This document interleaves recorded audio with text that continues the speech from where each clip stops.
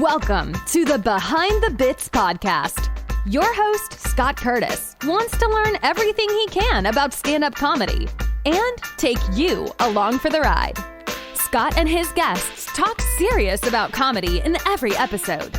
Behind the Bits will uncover knowledge from different perspectives on subjects such as writing and performing stand-up comedy, as well as booking shows and the comedy life.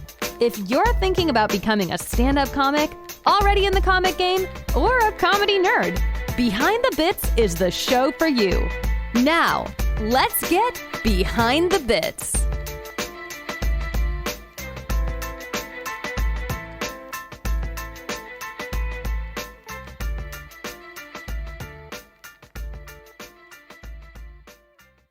Hey, BTB buddies. Today I've got Matt Drufke on the show. Matt is from the suburbs of Chicago, Aurora, Illinois to be exact, and he's been doing comedy for over 16 years, and for over 7 years he's been running Still Not Friday, which is a Thursday night showcase that takes place in Aurora. And he attracts some of the best comedians in the business to his show because he runs a good show and is respectful of the talent. Matt and I have been Facebook friends for a while, and I read his columns in the Fancy Boys Club, and that is in the show notes here if you want to check it out. He wrote a few columns about how not to put on a show and how not to act when you're a comedian on a show, and I learned a lot from that. We talked a lot about that and some of the good things he's done and some of the mistakes he's made along the way in putting shows together, and it's a really, really good talk about somebody who's very passionate about the art of comedy, and it really shows in this interview as well as how other comedians feel about him. You can tell that he is well respected throughout the country because of the way he runs his show and his respect for the craft. Check this one out. It's a good one. I'm coming to you today as a brand ambassador for Freedom Grooming. If you've seen me lately, you know I'm bald, and I like to keep my head looking good. I'm trying to stay away from that 5 o'clock shadow at 10 a.m., and I tell you, I've been through probably 6 or 7 different types of razors, including all the electric clippers that are supposed to get such a close shave, manual razors with 2, 3, 4 blades, and nothing is as easy to use and is as good on my head as the Freedom Grooming razor. I tell you what, I can use it in the shower because it's completely waterproof. I can shave dry. I can use their pre-shave oil and their shave cream to get an even better shave. It's just the easiest thing in the world to use, and I never get nicks or bumps. There's no blood like there is with a razor. It's just a fantastic shaver, and I use it every day. So if you want to get in on this, if you're bald and you want to look good, check out freedomgrooming.com/ambassador and use the word Behind the Bits podcast when you check out and get 10% off your first order. That's freedomgrooming.com/ambassador and the word Behind the Bits podcast when you check out. It's all one word. And check out my reel on Instagram where I shave my head completely dry in the car and it looks fantastic.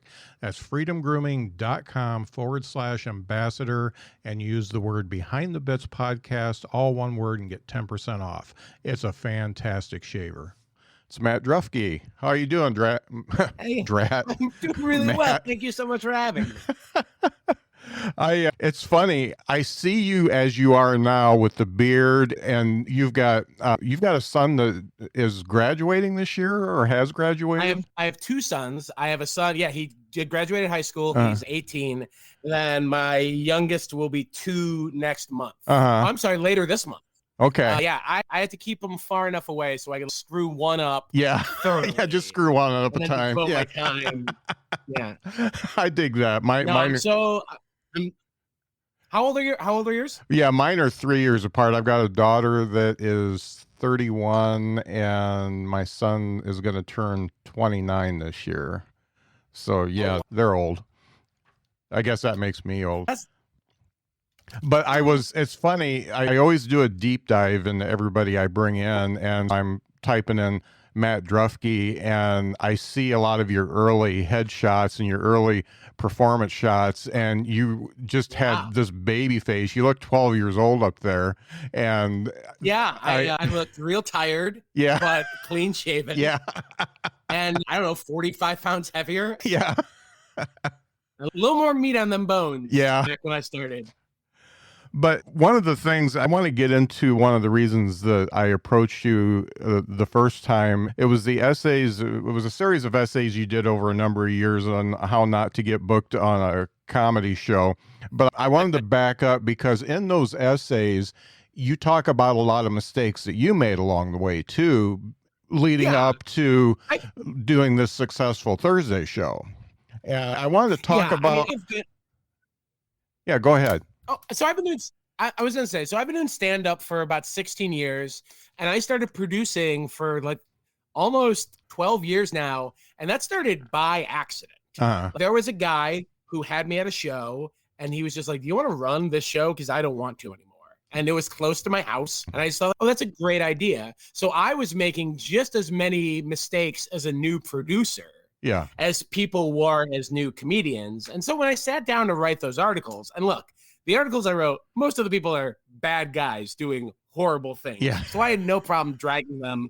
Though I used no real names, though everyone in the scene like messaged me like, who are you talking about? And I was like, oh, I will happily tell you. But I wanted to make it fair that there was blame to go around. I recommend every comedian produce at least one show, but also understand that that's a growing experience in its own. It's a whole different area that I think anyone should see just to respect the effort and thanklessness that kind of goes behind it. And I think no matter who you are or how long you've been doing comedy, the first shows that you produce are going to be shitty because producing is way different than stand-up.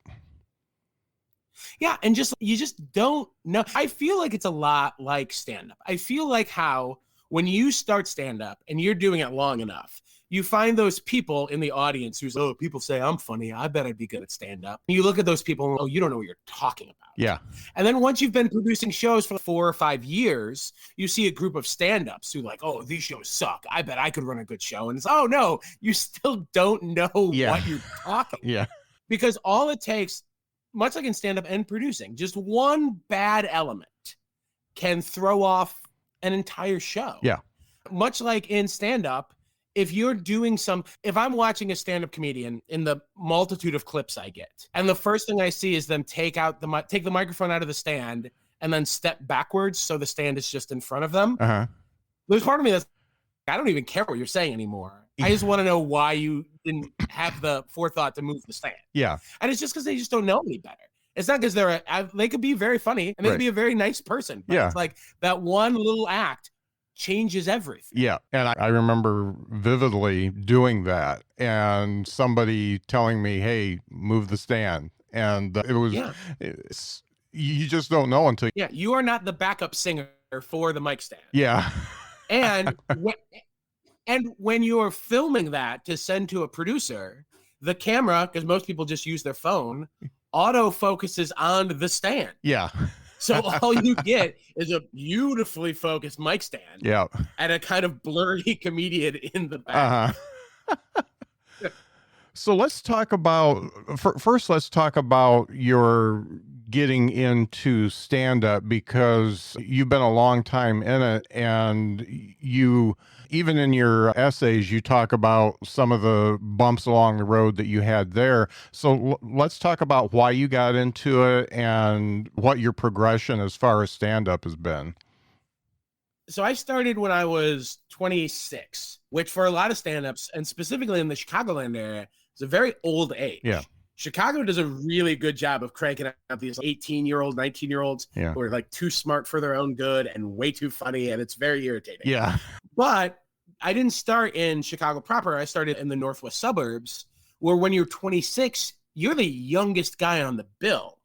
And at that point, which was like the mid-2000s, the scene was so dramatically different. At that time, Chicago, the city of Chicago, had one proper club, and now they have 3.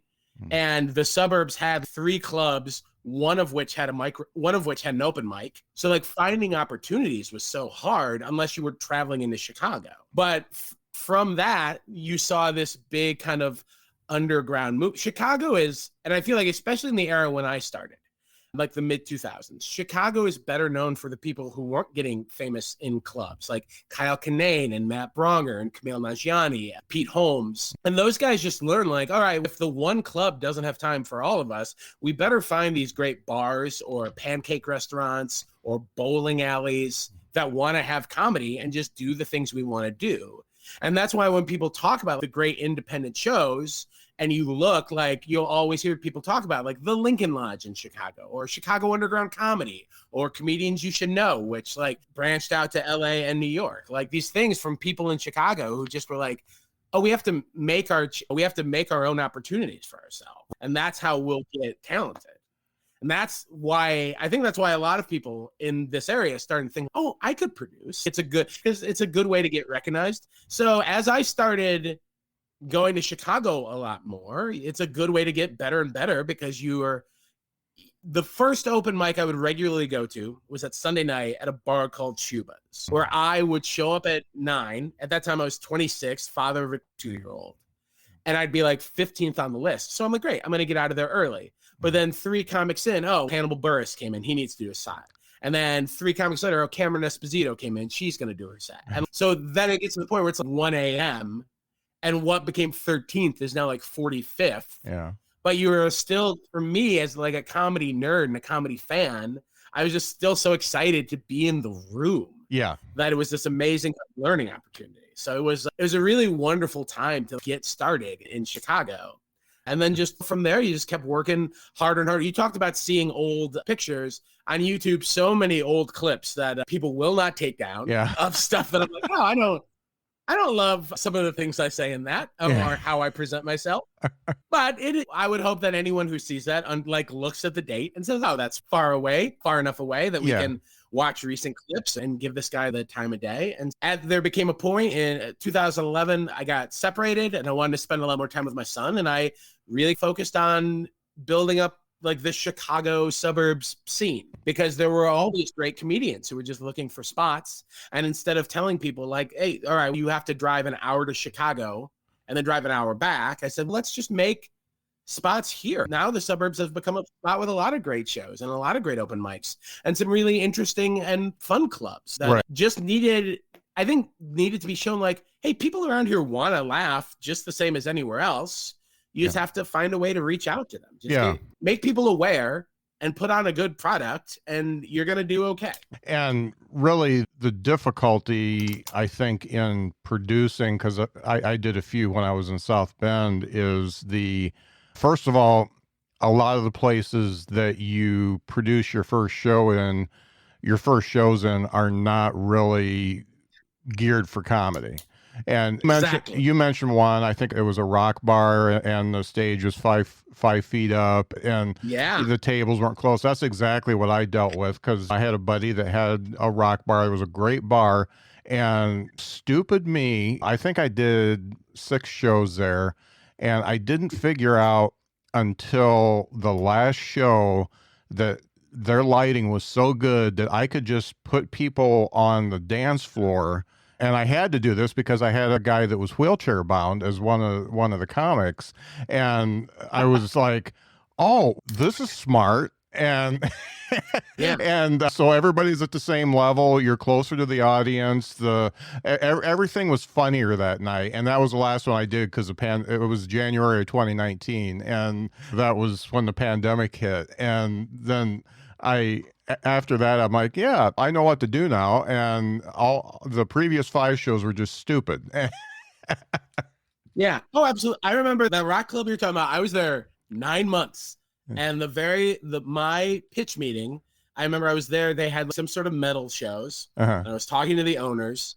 And tell me like what kind of crowd you're looking for. And at the time in this metal show, 2 gentlemen picked up a 3rd gentleman and threw him straight into a Golden Tee arcade game. And I just pointed at him like, that doesn't happen at a comedy show. But yeah, the stage was 5 feet in the air.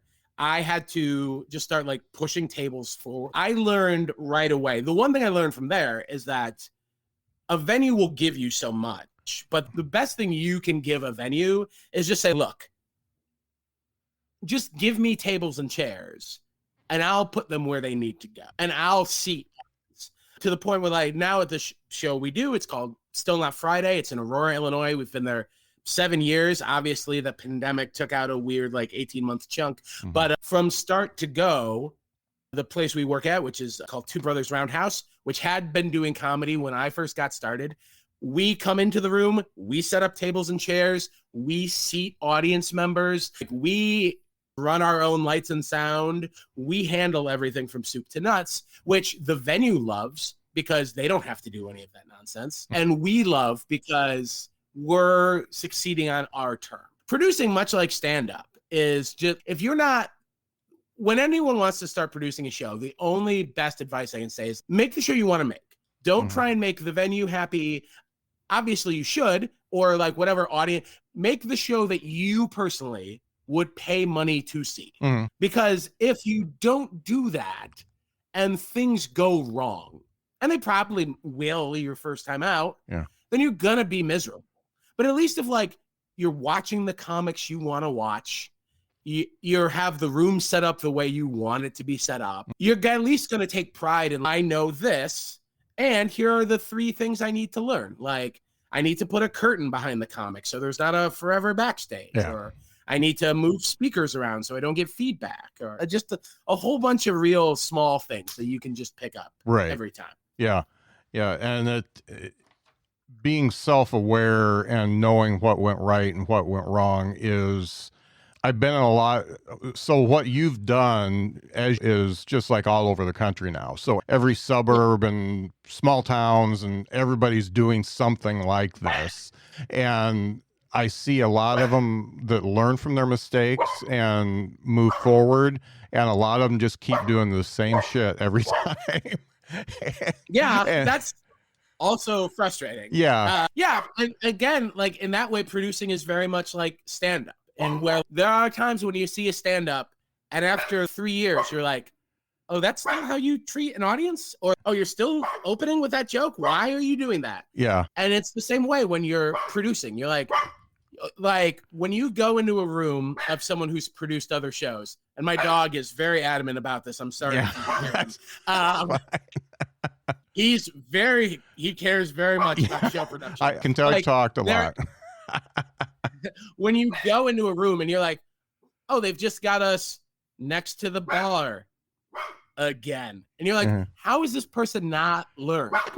Like the other thing I tell people is you're a good producer when you turn down more rooms than you accept.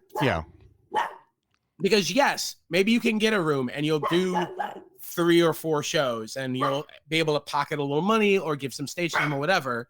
But if you're giving like the wrong, awful stage time to comedians who are going to hate it or resent it, or comedians who don't know any better, and because of that, they're probably not that good, and then the audience turns on them, but it doesn't benefit. It certainly doesn't benefit the community. It doesn't benefit you as a producer. It sure as hell doesn't benefit those comedians.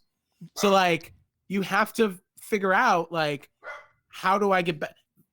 And again, in a way that producing and stand-up goes very well, is like, you have to find a person you trust. One of my favorite comedians is the Chicago comic Marty DeRosa. Marty has an amazing record out. He's part of Comedians You Should Know. I love Marty as a friend and a comic. And I will book Marty on the first show I do of any show. The new venue, Marty's in.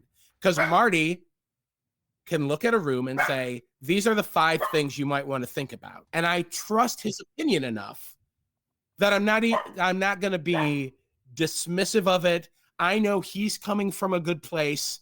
He knows we are friends enough where I can hear him and not get that feeling people get where it's, oh, you don't know what you're talking about. Like, we're friends and we're peers and we respect each other enough where when he says, hey, as a performer, I didn't love this, I can say, oh, well, we can fix that. Or we can't fix that.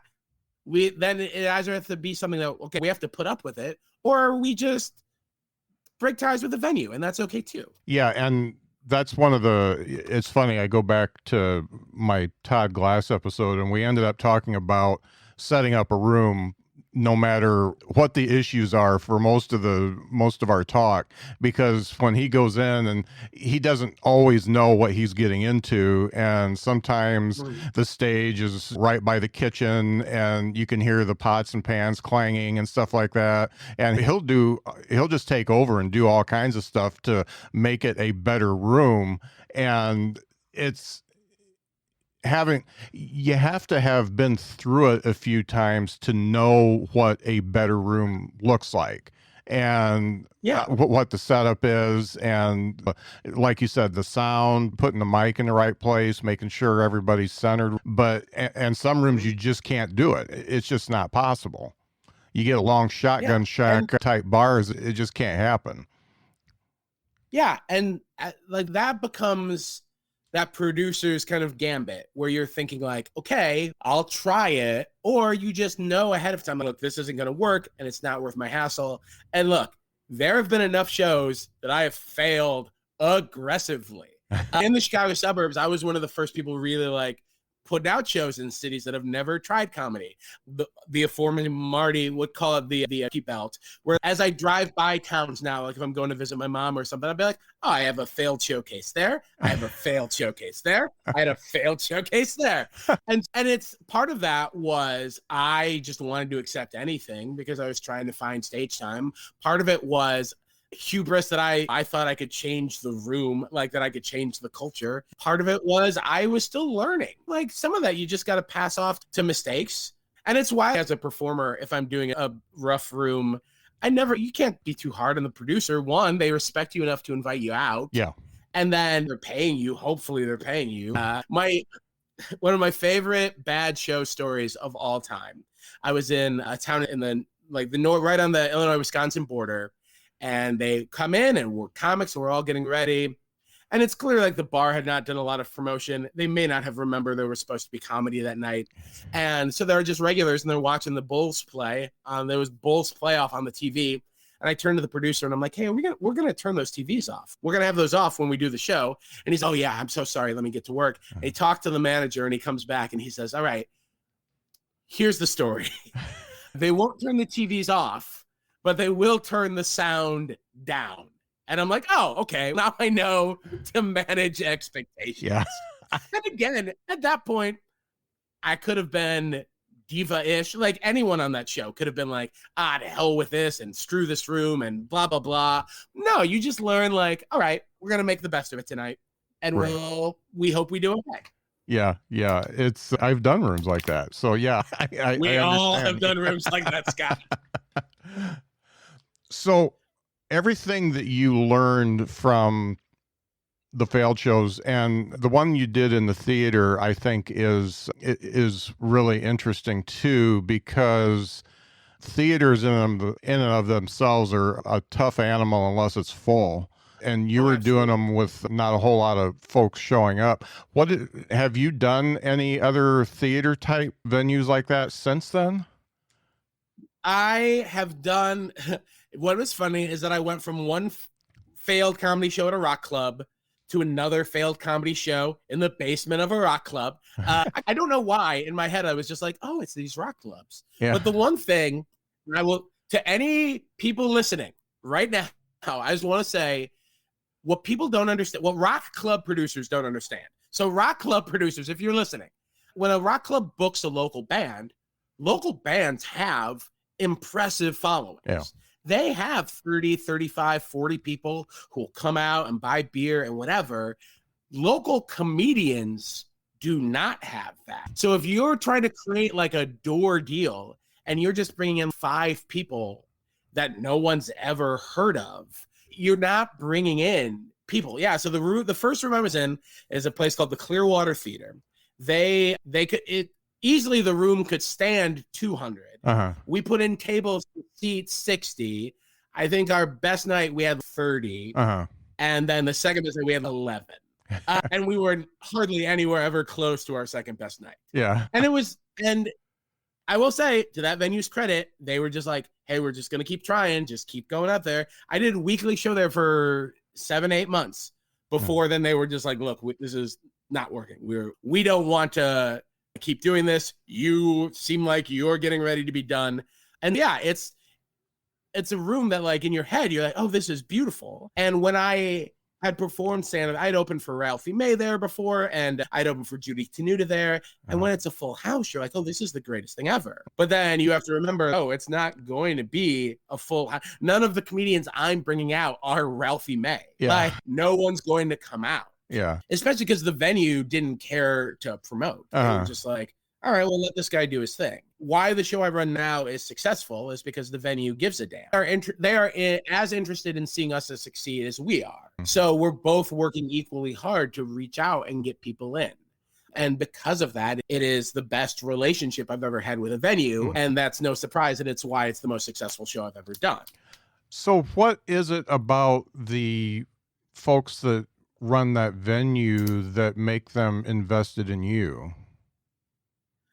So for starters, there was a history there. This place, before it got bought by the Two Brothers Brewery, it was still a place. It was called Walter Payton's Roundhouse, and they had run a club called Comedy. And it's where I got started. It's where I learned everything I could learn from a great guy who taught me a lot about producing named Bert Borth. And he was a guy who, back way before I had 20 minutes, was putting me up to do 20 in front of crowds who barely tolerated me. And then, like, I would get done and they would love the headliner, and I'd get a check and feel miserable. And I'm like, I guess this is comedy, but it also forced me to get better. And so, but I had known all of those people. So when they went through ownership change and the brewery came in, they were looking to do comedy again. And the music booker had remained the same. And so he approached me, and he liked my act, and he just trusted me.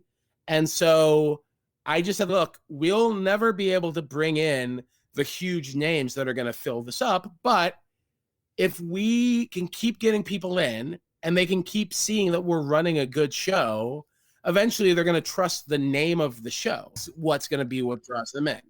And to our point, like, our show has this insane repeat turnover. We have something like 65% repeat audience a show, which is amazing for us. It's amazing for a bar show. And so that they gave me their back room where bands play, but the stage is much lower. And that I think right away, they just knew that I came in with confidence, that I wouldn't get combative with management, but that I would say, hey, I've been doing this for a long time. I know what I'm doing. And that and then there were a few times when they were like, let's try putting the tables this way. And then that would fail horribly. And I said, that is why we do this.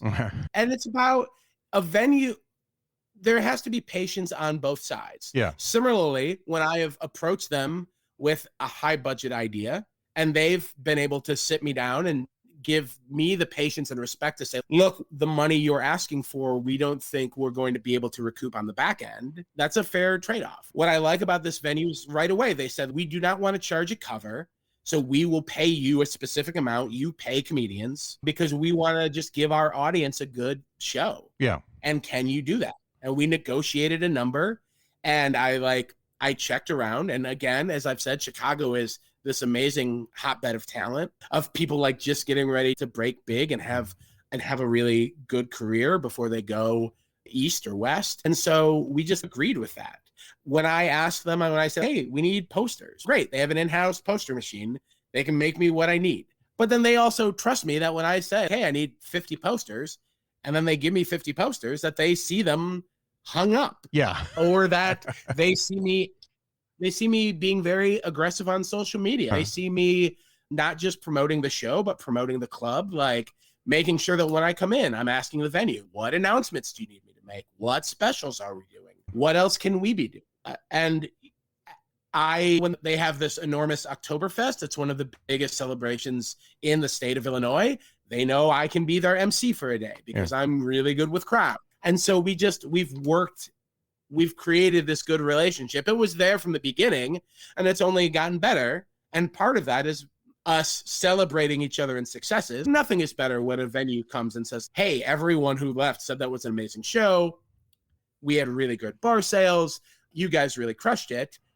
And that's great. But also that venue has to come to me and be like, hey, you guys have had a couple weeks where the numbers haven't been high, or hey, we had an audience member complain. We need to make sure we adjust that instead of just instead of like any relationship. Like, I'm a person who is remarried. So I know when you let something just fester and don't address it and don't bring it up when there's no open communication, things will explode. Right. 100% of the time.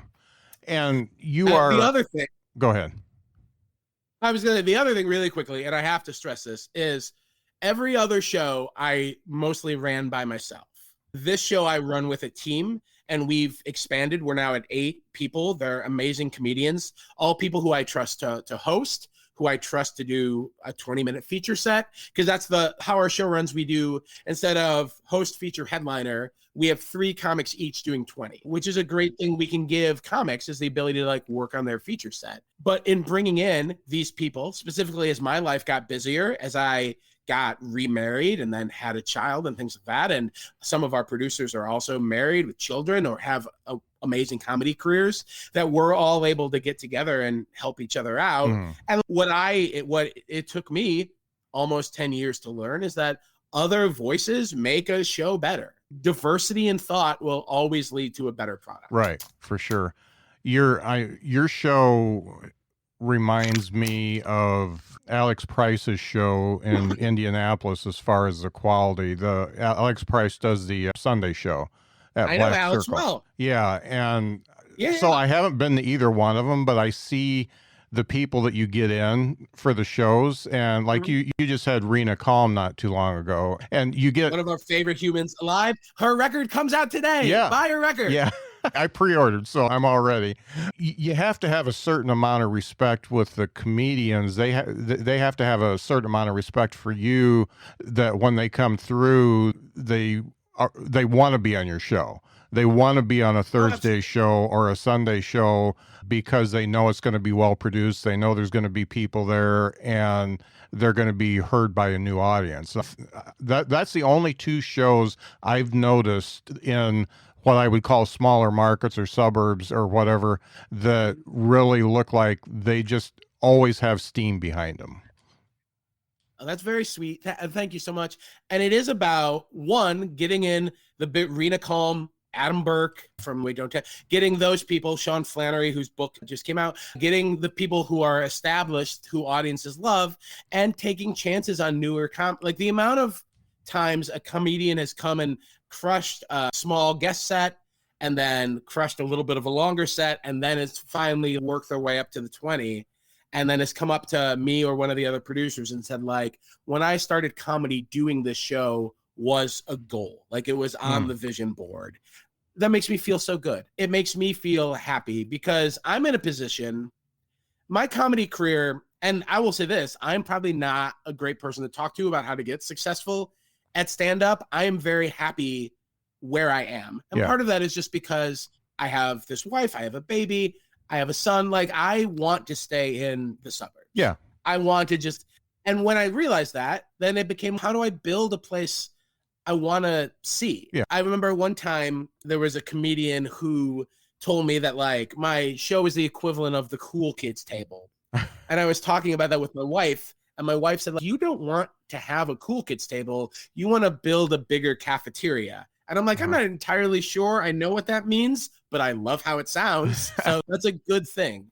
Yeah, if there are places that I'd love to see have more mics, have more shows. Rockford, Illinois is a wonderful city where I've always had great audiences, and they've got like 2 guys working hard to do shows. I feel like that's a city. It's got over 120,000 people. They could do 3 good mics a week and a couple great shows, and like, you build that up, and then you've got someone trying to run a small club, and like, wonderful things can happen from there. Yeah, and I'm in Huntsville now, and I see that same potential here. There's a lot of mics, and you can do an open mic, I think, Sunday through Thursday here, and that's awesome. And we've got a stand-up live that brings in the headliners, but we've got a couple small places that do regular things, and I see some big potential there. I just don't see the audiences yet. It's not 8 people, but it's 12 to 20 on a good night on some of them. You can see potential for growth.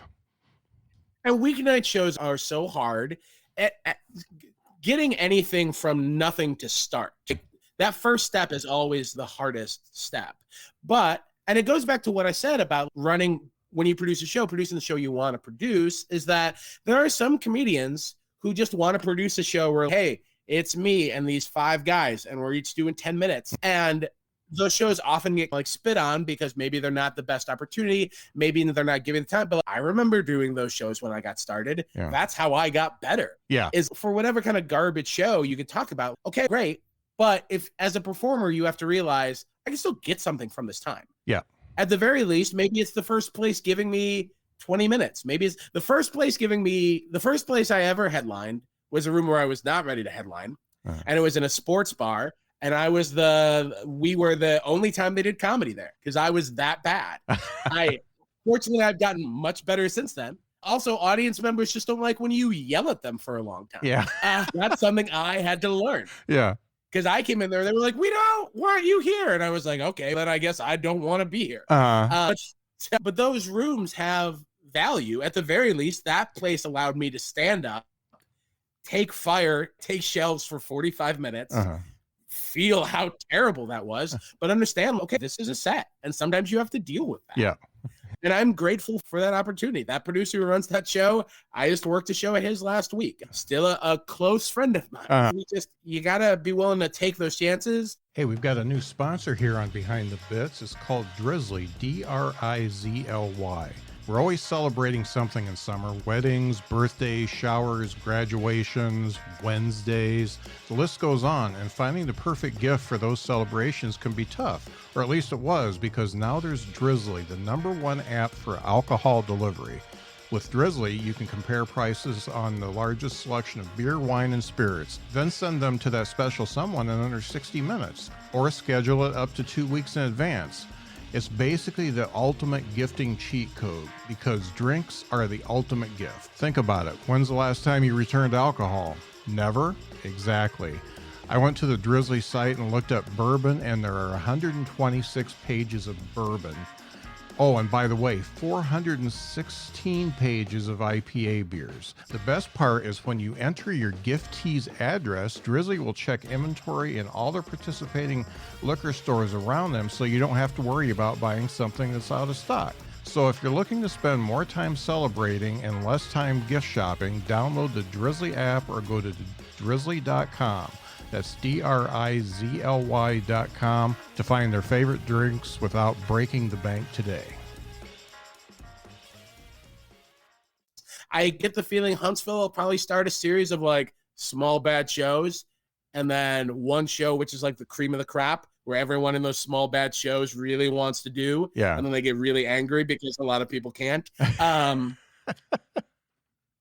Yeah, that's everywhere. It doesn't matter if you're in Chicago, Illinois, or the smallest town or like Nome, Alaska, or wherever you go, there's gonna be like 2 shows that let up everyone, and every one of those shows are angry that they can't work the 3rd show. Yeah, and they're gonna say it's because of all kinds of excuses, and that's not their fault. You're just not what. Yeah, it's not because they're not ready. Yeah, yeah, but also they might be ready. They might be a very good comic, but when the producer sees them, they're just like, all right, that's not what I want in my room. Yeah. I respect that as well. Oh, yeah, yeah.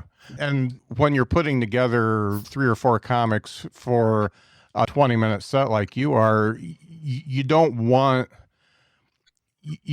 3 totally different types of comics. You want differences, but you don't want 3 of the complete same. You don't want 3 people that are just all political. Me and another bald guy. Yeah, yeah. You want an audience, and Aurora is a very diverse town. You want to put up a show where at least everyone in the audience can listen to one joke or look at one comedian and say like, that's who I understand. That's who I can relate.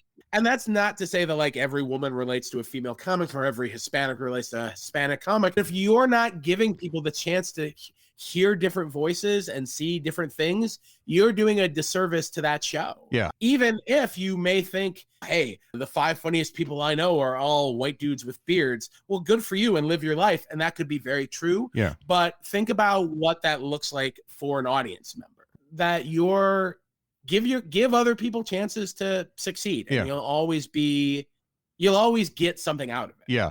And giving those folks the chance early on gives them the confidence to get better, or they see. Let's talk about self-awareness a little bit, because that's a common theme, self-awareness all the way to being delusional from some of the shows that you've produced. And you've been doing this long enough that you get to see a lot of young comedians. Do you see any shift in the attitudes that come along with some of these newer, and when I say young comedian, a new comedian, the age doesn't really matter as much as... I don't know that there has been a shift, but they're always just come in different waves of when people get started, adrenaline is fueling every set you do. Yeah. So that will always lead to delusion. But when you're up there and you're working this 6 minutes, one of the reasons an audience loves it is because you're giving them that 6 minutes like you've never done it before. Because guess what? You've never done it before. Yeah. So they energy begets energy. Mm-hmm. Like at the very least, audiences see, oh, this guy's working hard. I love this. Yeah. Let's get into it. So when you think I've crushed the 6, so that means I'm going to crush 10. And then I've crushed, like, the amount of comedians who I've seen who I'm like, oh, that guy's got a pretty good 10 minutes. And they're like, I can do 45 minutes. There's not a chance. And that comes from a level of delusion that every comedian's had, that I've had. And I want to say right off the bat, me too. I've had it too. So I don't want to make it sound like I am better, because I understand. I want to share, if I can, one of the stories that I wrote about from Fancy Boys Club, which was when we were running that show at Clearwater. Here's how long ago that was. We were booking off MySpace, and a guy messaged me and said, hey, I did comedy all the time in college. Like, we had an open mic. I went up all the time. I opened at shows. I was trying to get into the club. Can I come and do your room? And because I've never seen this guy before, I said, come over and do 5 minutes. 5 minutes would be great. And the guy's like, I'm going to crush 5 minutes. No problem. So he's going to be the first comedian up after I host. As I'm getting ready to host, I'm in the wings. This guy comes right behind me. He puts his hand on my shoulder, and he said, I have to confess something. I have never stepped on stage before. I just said that because I felt if I didn't tell you that, you wouldn't put me up, but I wanted to do it. And I know I've got this 5 minutes in me. I know I'm funny. Definitely got it. And at this point, I just put my hand on his shoulder. I'm like, you're in it now. Congratulations. You got me. I went on stage. I did my hosting time. I brought this guy up. He was absolutely horrible. He cut his time short by about 3.5 minutes of a 5-minute set. And he was so embarrassed as I was trying to set the room for the next comic. He ran into the back bathroom. He threw up apparently very loudly everywhere, ran out, and I never saw him. And always wished I could have found that guy. He blocked me on MySpace, so I couldn't talk to him. But what I would have told him is, now you learned. It's something we've all had to do. And that wasn't by far one of the 5 worst sets I've seen at that point. Yeah. It'll get better. And if you want to do it, you're going to keep doing it. Yeah. But that's that level of self-awareness. So many people think, oh, I can do this. And that is a skill of us as performers, that we make it look effortless and easy. When I'm doing a headlining set, or even if I'm doing a smaller set, I hope the audience thinks, oh, some of that is just coming off the dome. He's just having fun, going nuts. He's got the riff gun out. And sometimes I do. And that, oh, if he can do that, I can do that. How hard can it be? He's just talking. I talk all the time. And then you get up there and you realize, oh no, this isn't just about talking in a normal way that we've always done, where you're just saying, hey, look at that fat guy, and then you all laugh when he falls. You're creating something from scratch. And as I said earlier, that's the hardest thing to do. That first step is near impossible. And it's why for every 100 comedians who do an open mic, you get 2 a year later who are still doing it. Yeah, that's definitely true. One of the things, and I guess I'm always looking for the ones that they're just further along than you would expect somebody for the time they've been doing it, like a year or something like that. And when we have a comedian, go ahead. When we have a comedian kill a 10-minute set, so we have one guest set and it's a 10-minute set. When I have a comedian kill that set and I come up and I say, that is amazing, we would like to come back and have you do the 20-minute feature set. And they tell me like, I am not ready for that. Yeah. The amount of respect I have for that comic grows like just exponentially. Yeah. Because I'm just like, oh, you get it. Yeah. And it's so amazing because so often than not, it tanks the other way. Yeah. It's a guy being like, yeah, I have 20 minutes. And then they have a good 12 and then it like falls apart. It's funny. I think I mentioned this one of the interviews I did recently, but I was asked to be on a show down here, a showcase, and I hadn't been on stage for a long time. And I did okay, but not like I normally do. And I knew that I need to put some reps in before I get back on stage. So I got asked to do a couple other shows because I'm not as bad as some of the people that are already on the show. But I have my own standards, and I've turned them down because I said I need to kick the rust off before I commit to doing 20 minutes. I can't do it. And I've done a few open mics down here, and there's been a couple that I've really respected, just like you. I've really respected the folks that got up there because a couple open mics here will give you 10 minutes. And I see guys come up there that will do 3 and say, that's all I got, instead of trying to yammer through another 7 and just totally kill any of the laughs they got in the first 3. And I'm like, okay, those guys are smart. Those are the ones you want. There's an amazing comedian named Peter John Burns. And the one thing he taught me is that every time you go on stage, have a purpose. And what I've learned from that is that for a while, pre-COVID, our show was also doing an open mic, which was a really nice way for us to like scout talent and then just to have an open mic. It's always good to get your props in. And the moment a comedian pulled out a notebook and said, oh, let me see what I got, and start flipping through pages, immediately you turn off. Because you're like, if you don't know why you're here, why should any of us care about what you're doing? Yeah, those comedians who are like, hey, I've got my 3 minutes. That's what I wanted to work on. I'm done. Thank you. Yeah. And to say what you said, tomorrow night there's a new comedy club. It opened in a little city called Batavia, which is not that far. Oh, yeah. And I'm excited to get up now after I've had a chance to like work on a 15-minute set that I'm proud of, that I know is good. And I know I'm not going to be telling jokes for the first, second, third time. I've got a lot of sea legs back. And that's just me understanding. I didn't want to do that room until I came in and could get someone to be like, oh, that's someone I want to see back. One of the things that we discussed before the interview was you've gotten to work with high school students for a couple years. And I wanted to see what you got out of that and what they got out of that. So as a brief backstory, my wife is a high school English teacher, and that school has an improv team. And they invited me in one day to talk about stand-up.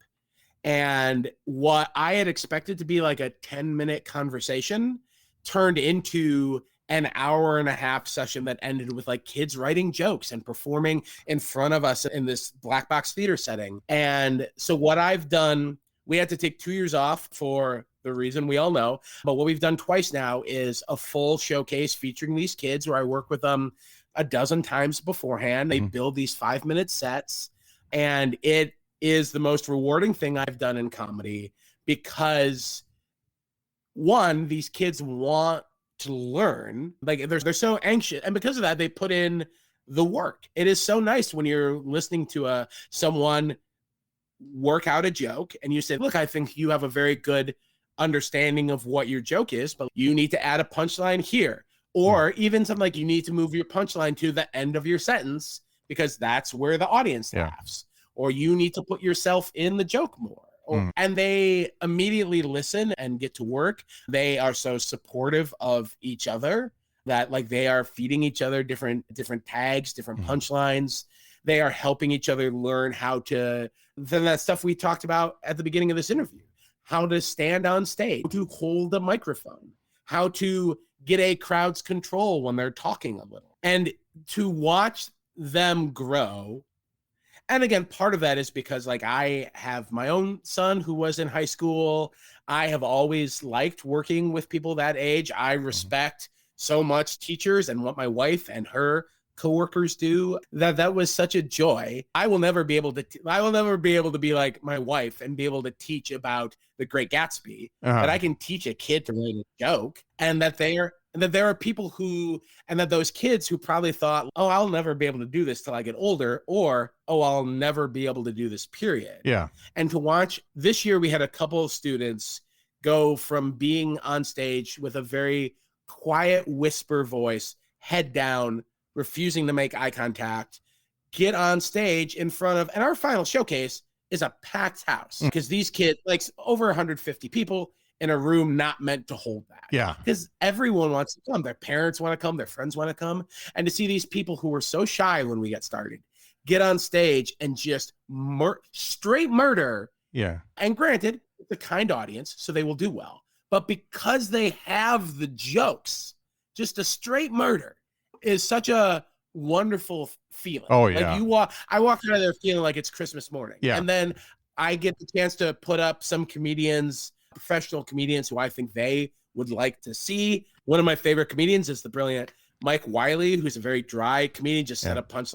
He's a one-liner guy. Yeah. High school kids love one-liners. Yeah. So Mike Wiley is the perfect guy for that. Yeah. But it's also great because Mike is a comedian whose jokes I can write on a chalkboard and underline, like, here is the setup, here is the punch. One of his jokes is Gboard jokes. They write themselves. Yeah. That's a great joke. You're able to be like, underline, setup, underline, punchline. And also show this is the minimum amount of words it takes to make someone laugh. And that to get that from those kids is so wonderful. If I could do that with more schools, and I might, as things get easier, as my youngest gets a little older, I may try to do that with more schools. Yeah. Because I think it's selfish because I like feeling good. But B, I like being able to reach out and give these kids something that they wouldn't be able to find. And it's one thing to be in improv or even the drama club or whatever in high school, and it's totally another thing to stand on stage by yourself and fill that 5 minutes. And when you learn it that young, I remember my first time, I was 52 the first time I did it. I learned things about myself at age 52 that I didn't know. And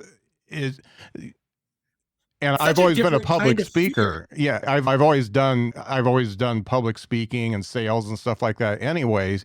And I put on webinars and did lunch and learns and all that kind of crap. But doing the comedy part where all eyes are on you and the only subject matter that you have is what's coming out of your head, that's totally a different thing. And those kids, even if they don't do comedy going forward, they've got a skill that they're always going to go back to that. Yeah. They'll be able to say that one night I crushed. And like our show, God bless the audience we have in Still Not Friday. We had a bunch of regulars come out who would go up to the kids afterwards. We're like, you were so great. Yeah. And the pure joy to watch them as strangers approach them. Yeah. And I know that a couple of the kids were very fortunate that there's a comedy club that has an all ages open mic, and that some of the kids have gone over to work their stuff on.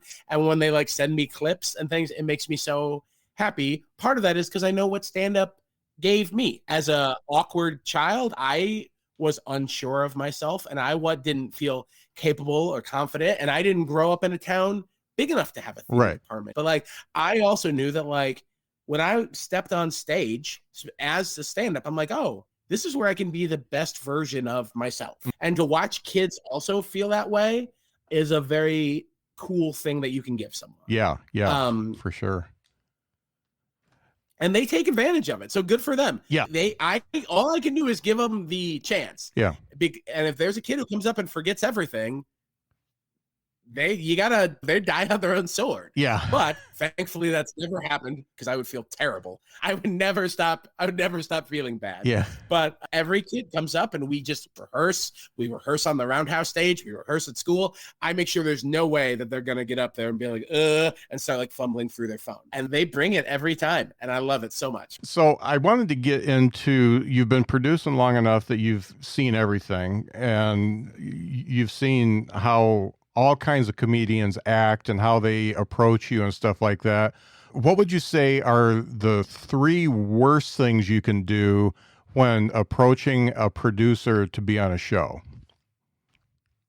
Okay, here we go. Number 1 off the bat is do not, and you wouldn't believe how often this happens, do not try and bolster yourself up by making fun of the other comedians I've booked. I have the amount of booking requests I've had from people be like, hey, you've booked Bob and Larry and Ed, and they all suck.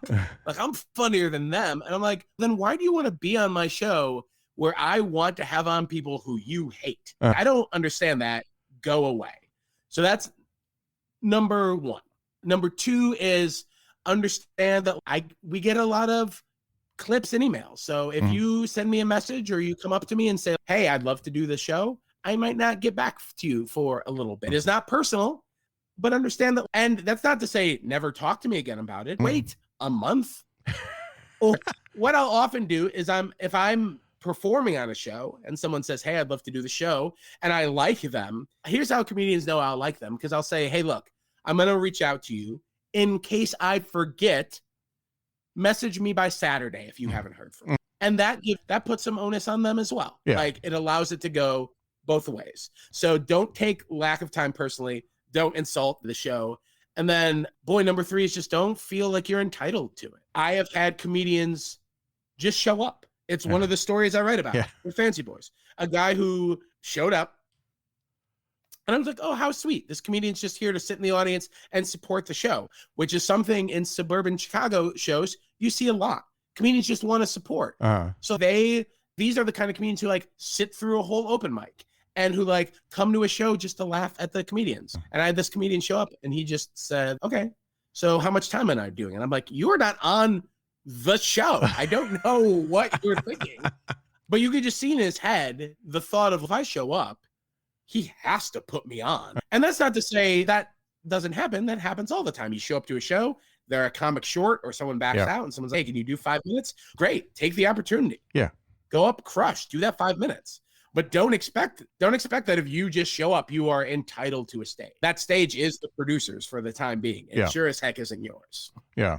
And the funny thing is, I had that happen at one of my shows too, where somebody just expected, and fortunately, I'm a very direct person, and I was able to shoot him down really quick. But it was, what I did is I went back and I looked at everything I did as far as promotion that would have given any idea that this was going to be a show that anybody could show up and do, and it wasn't. So I don't know if it's a reading comprehension thing or like a self-awareness thing, like you say, or what it was. But yeah, it was interesting, and I didn't stay for the show. No, of course not. That's where we're different. I feel like people always told me this all the time. I'm too nice. My wife is, you're too friendly. Like here, I've got a Paddington Bear shirt on. It's like, it's my spirit. He's my spirit being. Yeah. So when I first started producing shows, people would just come up and on stage. People would just show up because they know I'd be like, fine, go up, do time. I feel bad that you drove all this way out. What I had to learn there is like doing that doesn't help the show. It doesn't help me as a producer. And honestly, it doesn't help them as comedians. And it doesn't help the other comedians who I wanted to see up, that I was paying money to see. Yeah. So that I was sabotaging myself because I was afraid of hurting someone's feelings. Yeah. What you learn eventually in producing is sometimes feelings have to get hurt. Yeah. I know we've already been going a bit. Can I touch on something very quickly? If you are sending a clip, and I know it's been discussed on the show. As a producer, let me just say, here's what the clip should be. It should be the jokes you will do if you are booked and an audience reaction that is pleasing for the producer to hear. Yeah. So if you have the best set of your life, if you have these jokes that are going to crush everywhere, but you're doing it in front of an open mic of 3 comedians who don't care, that's a bad clip. Similarly, if your entire set is clearly crowd work, if all you're showing me is that you're just going to talk to the audience, I can't use that because it's going to be a different audience. And then it's the other things. It's, again, taking the mic stand out, putting it behind you, showing people you're a professional, starting that clip the moment you walk on stage. Because if you start the clip 3 minutes into your set, my question is going to be, what kind of crap happened in those first 3 minutes? And the worst clip I like to view clips on the treadmill, because I like to hate myself physically and emotionally at the same time. Like, that anger that's how I get the extra half mile an hour. One of the 5 worst clips I ever saw, I never saw the comedian start it, because it was at an open mic. It was the previous comedian before him do a minute. Then the host gets up and does like another minute making fun of that other comedian. Then before they could even bring up the comic whose clip was the one he sent me, I was like, delete. No, I'm done. You've wasted 2 minutes of my time. Yeah. I am sweaty and angry. Because I feel like the treadmill is good. Because if you're sweaty and angry and someone still makes you laugh, all right, good. You've got the goods. I'll give you that. So there it is. Worst clip I've sent. And again, if anyone from the Chicago suburbs is watching this, if you want to know who that is, just message me or get me drunk at a show. I always say, it's bad of me, I know, but whatever. It's how it's. Yeah, you're saving them from some trouble, so that's cool. Yeah, I hope so.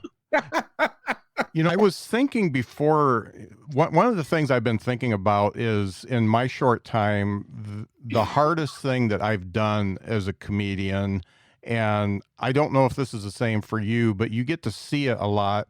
It's going from 10 to 15. It's having a solid 10 and turning it into a solid 15. It's just much harder than getting to 5, and it's twice as hard as going from 5 to 10, I would say. What do you see that people do that are able to do that? Going from 10 to 20 is the hardest thing. I completely agree with you. Especially because in my head, I would have a 10-minute set that crushed, and I would have a separate 10-minute set that crushed. And I thought, okay, so I have 20 good minutes. I know I have it. Why can't I just sandwich it together? Yeah. And the best comedians who do, look, I'm fighting a little bit of a cold, so I apologize, I am a very energetic comedian. High pace energy. I like getting loud. I like having fun. But if you come at an audience with your foot on the gas the whole time, audience loves that for 6, 7, 8, 9, 10 minutes. Yeah. But then they get tired of it. Yeah. So what I had to learn is I had to create a 20-minute set is a long time. You have to create dynamics. You have to go from one place to another. You can't just keep an audience in one spot for 20 minutes. Yeah. They get bored. They get tired. If they're seeing the same thing over and over, eventually they're going to learn, oh, here's where the punchline is. It's going to be this. So for me, it came from moving my energy around. If my first couple minutes are big energy and I'm going high, I'm going hard, now I'm slowing down for 4 or 5 minutes, doing a couple smaller things. Now I'm messing with how I deliver punchlines. Now I'm replacing very short jokes with kind of longer stories. And you're taking that focus. It's like a Nirvana song. You go loud, quiet, loud. Yeah. And you're allowing the audience you're taking them by surprise, and you're taking them on a journey. My favorite comedian in the past 10 years has been Kyle Kinane, another Chicago guy. And he is a brilliant storyteller, a master storyteller. But if you watch every one of his specials, first joke is always set a punchline real quick. Yeah. That first punchline comes out in 12 seconds. Yeah.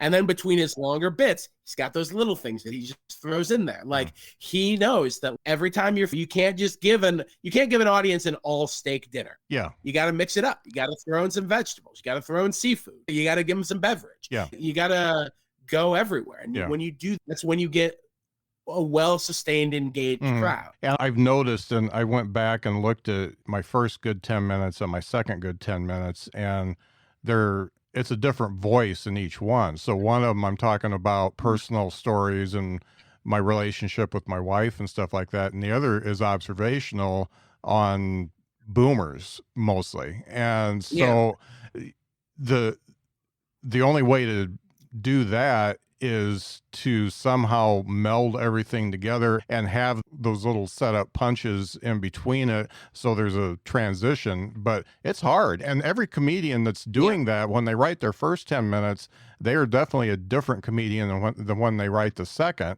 So they've learned, and their voice is different. So yeah, it's really, that was really the hardest thing I did.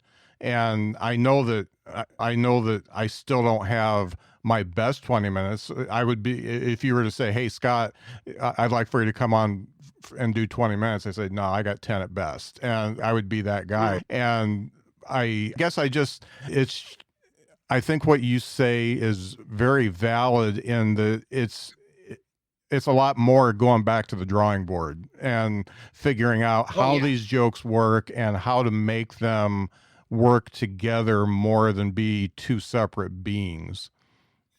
When I hear someone tell me that they have never bombed, I, one, believe that they're a stone cold liar. Yeah. And two, I feel terrible for them. Yeah. Because, like, why failure is important.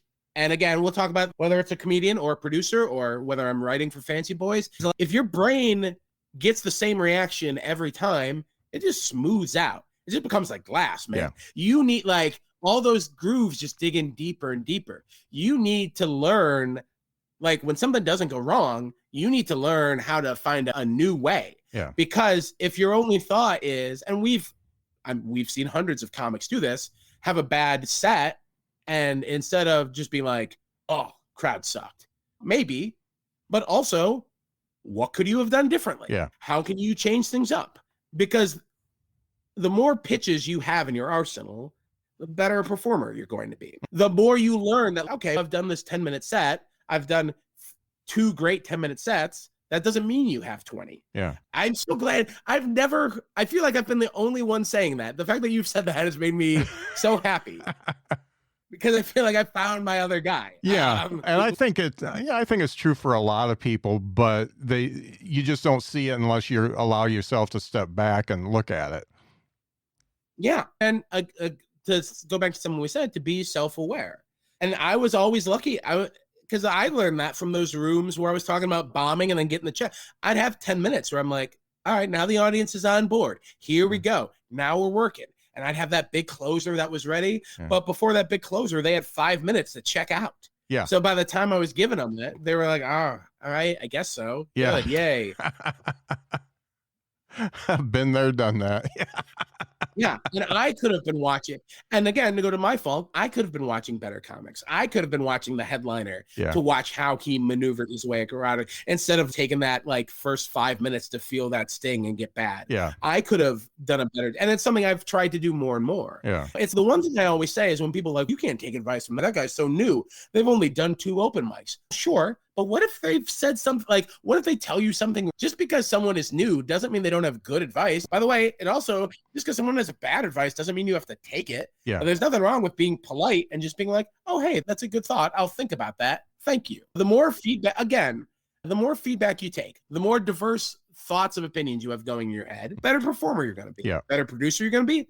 Arguably, better human you're going to be. Yeah. Yeah. And it's funny. I see a lot of new ones, like brand new ones, and they have been studying for a long time. And has Matt Cook ever done your show? Yeah. I know Matt. Yeah. And he started very young, but he had studied, his parents pretty much made him study all of the Moms Mabley and all that stuff before he even went on stage. And he knew a lot of stuff before he even did his first set. And I see that in a lot of open mics. I have conversations with kids after the show, and they're like, yeah, I watched all of Carlin's specials. I watched all of Pryor's specials. I've been really watching what's going on in comedy, and you appreciate that. And it's a lot harder to put in practice, but at least they've put the work in to understand what a bit looks like. It's the joy of the internet. Like, these kids have the ability, because when I got started, I obviously had this love of Cosby and Steve Martin and Pryor and Carlin, things of that. But I was going to the library to get those records. Yeah. Anyone can pull up anything that they have. Yeah. And so that it allows a young person, And it's the one thing that I remember going back to working with these high school kids. Yeah, they absolutely love people like Bo Burnham and John Mulaney and things like that. But then you can also lead them into Stephen Wright or people like that. People who they can find this new appreciation, Mitch Hedberg, things like that. Yeah. People who they can find this wonderful appreciation and nuance for. Yeah, yeah. I tell you, I want to make sure we mention the Fancy Boys Club because, and first of all, it's not just boys. They have plenty of female writers as well, but it's got the everything. This is on fancy. Yeah. Yes, we're not a fancy boys club. We're a fancy boys club. Yeah. We write about sports and politics and comedy. We write very personal stuff. We write very broad things. Yeah. I was able to start it with two very amazing writers, the wonderful Brandon Andreessen and Jack Baker. And we had just written for other places together. And we were just like, we just love each other's writing. So when the opportunity came where the three of us could all just be like, let's just do this together. We have a couple small podcasts. We should be doing that more. But yeah, fancyboysclub.com. Unfortunately, the last article is a Roe versus Wade article by me. I assure you there are funnier articles on the site. Yeah, there's something for everybody there. And I've had it bookmarked, and I've been, I don't know when we became Facebook friends, but I've been watching the things that you do ever since then. And I really respect, first of all, that you're able to do a Thursday show that's a profitable show for 7 years. I think that's great. But I just love the fact that you are, first of all, a student of comedy, and that comedians all over the country, they know you, and if they're in town, they want to be on your show. So between you and Alex, I really respect the fact that you guys are doing that, and you just have this love for comedy and giving the people the stage time that they need and they want on days that they normally wouldn't. So I think that's really cool. You're lucky. If we were in person, you'd be getting a very gross hug right now. That makes me, that's so sweet of you. Yeah. Oh my goodness. I love the podcast. Yeah. It's wonderful to do. To hear that makes me, and absolutely energizes the batteries and keeps me going. And so thank you so much. That's so sweet of you. Yeah. It's funny. These relationships that you make that you've never met the person, it's sometimes you have to tell them that they inspired you or they touched you or something like that. And that's one of the things during the pandemic that I really made a habit of, that I'd shoot them a message. Hey, that thing that you wrote, it really resonated with me. Thank you. And I check in on people that I don't even know, just because I know that they're going through a rough time. And I just think it's important. And I'm just glad we finally got to talk. We're cut from the same cloth. Yeah. I love it. Yeah. I love it. Yeah. There's nothing wrong. Hopefully, as we evolve as a culture and as men, again, my dog is very excited about this. You're quiet. My dog is very excited about this. As we evolve, you learn that telling someone that they have a positive impact on you, it's good for everyone. Yeah. You feel better. They feel better. Yeah. Take a chance. That's one of the reasons why I've produced shows, is to take these very funny people and to show them how much I appreciate them. So that's so wonderful. That's so wonderful for you to say, and it means so much to me. Yeah, that's truly great. Thank you so much. Yeah, I'm glad we finally got to talk, and I appreciate what you do. Everybody check out the Fancy Boys Club, and when you're in Aurora, it's it's still not Friday. Still not Friday show. Yeah. You can follow us on Facebook and Twitter and Instagram at SNF Comedy. That's all one word, SNF Comedy, at Two Brothers Roundhouse every Thursday night. It is a free show, and you can take my dog if you want, because he may not be around here much longer. That's totally fine. And that will be in the show notes as well. Thanks for being on the show. Thank you so much. Thank you so much for having me. At Jiffy Lube, it's our job to make car care make sense. With personalized service reviews that swap the car talk for straight talk, so you know what your car is telling you and what to do about it. Putting you in the driver's seat of car care? That's a job for Jiffy.